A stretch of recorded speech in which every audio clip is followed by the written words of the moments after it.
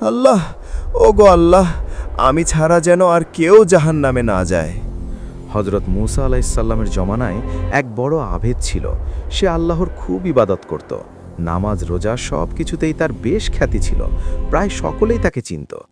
একদিন মুসা আলাইসাল্লামের সাথে তার দেখা। সে মুসা আলাইসাল্লামের সাথে কুশল বিনিময় করল। এরপর মুসা আলাইসাল্লামকে জিজ্ঞাসা করল, হে আল্লাহর নবী, আপনার কাছে একটা অনুরোধ ছিল, আমি কি তা পেশ করব? মুসা আলাইসাল্লাম তাকে বললেন, নিশ্চয়ই, পেশ করো। এরপর সেই আবেদ মুসা আলাইসাল্লামকে বলল, হে আল্লাহর নবী, আপনি তো আল্লাহর মনোনীত বান্দা। আল্লাহ আপনাকে ভালোবাসেন, আপনিও আল্লাহকে ভালোবাসেন। আপনি আল্লাহর কাছে কোনো কিছু জানতে চাইলে তিনি তা জানিয়েও দেন। আমারও আল্লাহর কাছে একটা ব্যাপার জানার ছিল। হজরত মুসা আলাইসাল্লাম তাকে বললেন, আচ্ছা বল, তুমি কি জানতে চাও? আমি আল্লাহর কাছ থেকে জেনে তোমাকে জানাবো। তখন সেই আবেদ লোকটি মুসা আলাইসাল্লামকে জিজ্ঞাসা করল, আপনি কি আল্লাহকে আমার ব্যাপারে একটু জিজ্ঞাসা করবেন, আমি জান্নাতি হব নাকি জাহান্নামি হব? মুসা আলাইসাল্লাম তার কথায় রাজি হলেন। এরপর তিনি আল্লাহকে জিজ্ঞাসা করলেন, হে আল্লাহ রব্বুল আলামিন, আপনি তো সর্বশ্রোতা সর্বজান্তা। আপনার এই বান্দা জানতে চায় সে কি জান্নাতে যাবে নাকি জাহান্নামে যাবে। আল্লাহ রব্বুল আলামিন মুসা আলাইসাল্লামের ডাকে সাড়া দিলেন। তিনি হজরত মুসা আলাইসাল্লামকে বললেন, হে মুসা, এই লোক জাহান্নামী। আমি তার স্থান নির্ধারণ করে রেখেছি জাহান্নামের প্রজ্জ্বলিত অগ্নিকুণ্ডে। এ কথা শুনে সেই আবেদ লোকটি খুব কান্না করতে লাগল।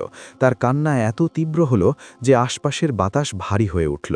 এরপর এক পর্যায়ে সে নিজেকে স্থির করে বলল, ঠিক আছে, আল্লাহ রাব্বুল আলামিন আমাকে যখন জাহান্নামী বানাবেনি, তখন তো আর কেউ আমাকে সেই আগুন থেকে রক্ষা করতে পারবে না, কারণ আল্লাহর ইচ্ছার বিরুদ্ধে দাঁড়াবে এমন কেউ নেই। তিনি সর্বশক্তিমান। তবে আপনি একটা কাজ করুন, আল্লাহ রাব্বুল আলামিনকে বলুন তিনি যেন আমার শরীরকে খুব বড় করে দেন, এত বড় করে দেন যে কেবল আমার শরীর দ্বারাই জাহান্নাম পূর্ণ হয়ে যায়, আর কারো জাহান্নামে স্থান না হয়, অর্থাৎ শুধু আমি একাই জাহান্নামে যাই আর সকলে জাহান্নাম থেকে বেঁচে যায়।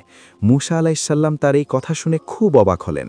সেই সময় আল্লাহ রাব্বুল আলামিন মুসা আলাইসাল্লামকে বললেন, হে মুসা, আমার এই বান্দাকে আমি ক্ষমা করে দিলাম। সে যেহেতু সমগ্র মানবজাতিকে জাহান্নামের আগুন থেকে বাঁচানোর চিন্তা করেছে, সেহেতু আমি তার স্থান জাহান্নামে নয়, বরং আমার প্রিয় বান্দাদের সাথে চিরস্থায়ী জান্নাতে তাকে জায়গা করে দিলাম। সুবহানাল্লাহ। অন্যকে জাহান্নামের আযাব থেকে বাঁচানোর চিন্তা করলে আল্লাহ সেই লোককেও মাফ করে দেন এবং জাহান্নাম থেকে মুক্তি দেন। সুতরাং শুধু নিজেকে নিয়ে না ভেবে বরং পুরো উম্মাকে নিয়ে ভাবতে হবে। সবাইকে জাহান্নাম থেকে বাঁচানোর চিন্তা করতে হবে। আল্লাহ রব্বুল আলামিন চাহেন তো সেই উসিলায় আমাদেরকেও মাফ করে দিতে পারেন।